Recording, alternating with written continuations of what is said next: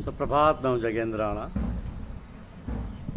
प्रथम कृपा है निज कृपा, यह है आज की हमारी आध्यात्मिक चर्चा का विषय। प्रथम कृपा है निज कृपा। संसार में जीवों के उद्धार के लिए जितने भी तरीके प्रचलित हैं उनके मुख्य रूप से तीन स्तंभ हैं: सतगुरु, सत्संग और सतनाम। इन तीनों चीज़ों में सबसे महत्वपूर्ण सतगुरु ही है, क्योंकि उनके साथ को ही सत्संग कहते हैं तथा उनके द्वारा दिए गए मंत्र को सतनाम कहते हैं, चाहे वह राम राम हो या मरा मरा। ऐसा कहते हैं कि गुरु कृपा के बिना प्रभु कृपा नहीं होती, और प्रभु कृपा होने पर ही जीव का कल्याण हो जाता है। परंतु इन सब कृपाओं से ज़्यादा महत्वपूर्ण है निज कृपा, यानी साधक अपनी कमजोरियों का एहसास करे तथा उनसे निजात पाने के लिए कुछ प्रयत्न करे। मान लीजिए कि कोई शख्स आपके पास आता है तथा आपसे कहता है कि भाई साहब, आप अपनी शर्ट को आधे घंटे के लिए मुझे दे दें, मैं इसको बढ़िया साफ़ करके सुखा कर व प्रेस करके आपको वापस दे दूँगा। आप उसे उत्तर देते हैं कि रहने दो भाई, ये कहाँ गंदी है, मुझे तो कहीं गंदी दिखाई नहीं पड़ती, और आप उसे अपनी शर्ट सफाई के लिए नहीं देते। अगर आपको इस बात का एहसास हो जाए कि ये वास्तव में गंदी है, तो आप उस शख्स को अपनी वो शर्ट प्रसन्नतापूर्वक उतार कर दे देंगे। तो यहाँ पर आपकी शर्ट को साफ़ करने वाले आपके सद्गुरुदेव हैं। वे आपकी शर्ट साफ़ करना चाहते हैं, ये गुरु कृपा है।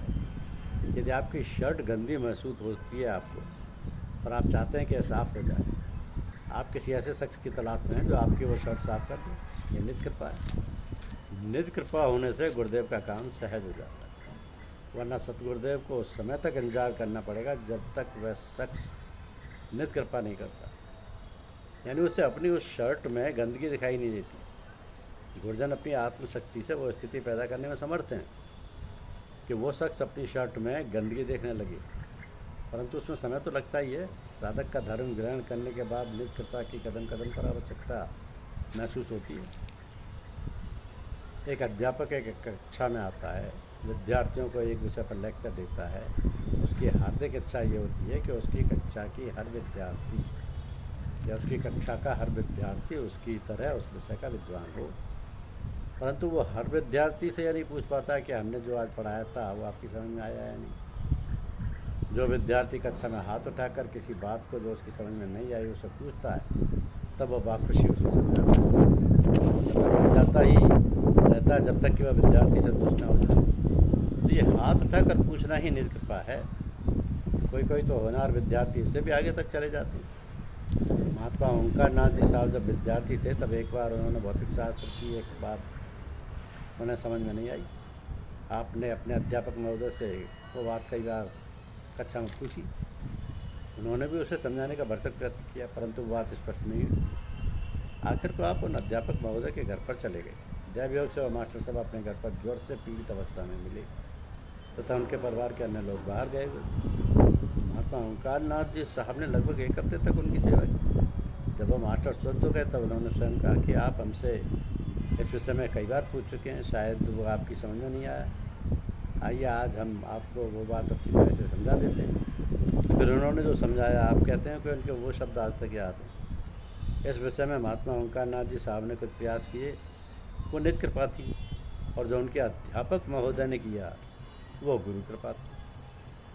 तो निज कृपा ने गुरु कृपा को वो बात समझाने के लिए मजबूर कर दिया, और गुरु कृपा से प्रभु कृपा प्राप्त होती है, तो जिसे पाकर जीव प्रभु में हो जाता है। यही बात पूजा में लागू होती है। गुरुदेव चाहते हैं कि जितने भी लोग उनके पास सत्संग में आते हैं, सब लोग आध्यात्मिक उन्नति के शिखर पर पहुंच जाएं। तब सारे लोग भी वही मानव उत्थान का कार्य करें जो संतजन करते हैं, परंतु ऐसा हो नहीं पाता। कुछ गिने चुने लोग ही आगे बढ़ पाते हैं।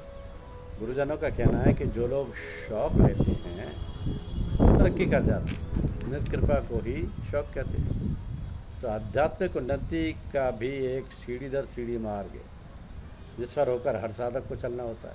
उन साधकों की भीड़ में जो लोग ज़्यादा शौक लेते हैं उन्हें वंशावली पढ़ने को दे दी जाती है, दीक्षित कर दिया जाता है, लेकिन इस सब के लिए साधक को अपने सद्गुरुदेव से प्राप्त साधना में पूरी तल्लीनता से लग जाना चाहिए, और समय समय पर प्रार्थना करते रहना चाहिए। जिद नहीं करना चाहिए। और ये देखने में आया कि जो लोग इस प्रकार के समर्पित साधना व प्रार्थना करते हैं वही लोग देर सवेर दीक्षा व वंशावली प्राप्त कर लेते हैं।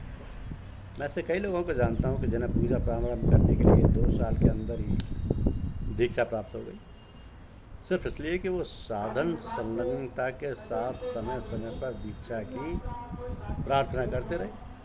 यही निज कृपा है, यानी अपने अंदर किसी ज़रूरत को महसूस करके उसे प्राप्त करने का प्रयास। निज कृपा से गुरु कृपा का मार्ग सरल हो जाता है।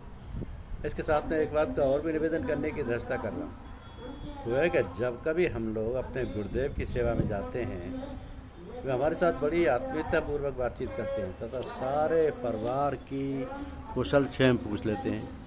उनके इस अत्यंत ही नेक व्यवहार से हमें भ्रम हो जाता है कि हमारी उन्हें याद है, परंतु ऐसा होता नहीं।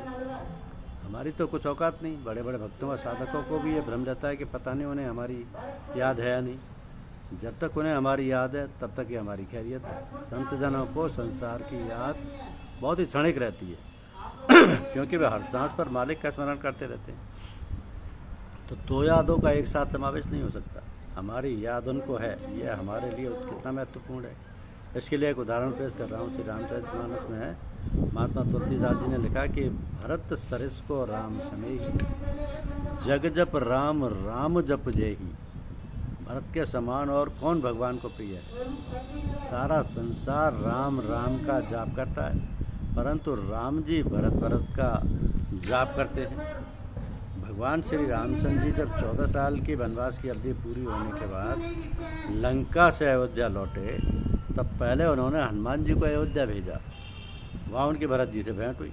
वो भरत जी जिनके नाम का जाप भगवान राम करते हैं, तो हनुमान जी से पूछ रहे हैं कि कहु कपि कबहु कृपाल गुसाई, सुमरहि मोहि दास की नाई। हे वानर राज, जरा बतलाने का कष्ट करें कि दयालु भगवान राम इस दास को भी कभी याद करते हैं। तो भगवान को हमारी याद बनी रहना ही महत्वपूर्ण है। इसलिए महात्मा तुलसीदास जी, जिन्होंने अपने इष्ट राम की गौरव गाथा गाते हुए श्री रामचरितमानस, कवितावली, दोहावली, विनय पत्रिका ऐसे ग्रंथ लिखने के बाद माँ सीता जी की शरण ली तथा उनसे निवेदन किया कि हे माँ, कब हिक अम्ब अवसर पाई, मेरी सुध दाया भी कुछ करन कथा चलाई। हे माँ, कभी अवसर पाकर कुछ मेरी गिरी हुई हालत का बखान करते हुए भगवान राम को मेरा भी स्मरण करवा देना। तो परम संत महात्मा रघुवर दयाल जी महाराज के ज़माने में हमारे सत्संगी भाइयों ने बड़ा ही अनूठा तरीका ग्रहण कर रखा था। कोई भाई उन्हें स्नान करा जाता था, कोई समाचारों का सार उन्हें सुना जाता था, कोई अखबारों में जो कार्टून या व्यंग्य चित्र बनते हैं उन्हें दिखला जाता था, कोई उनके पत्रों के उत्तर लिख देता था, कोई मनी ऑर्डर कराता था, कोई उनके बगीचे के पौधे संभाल देता था।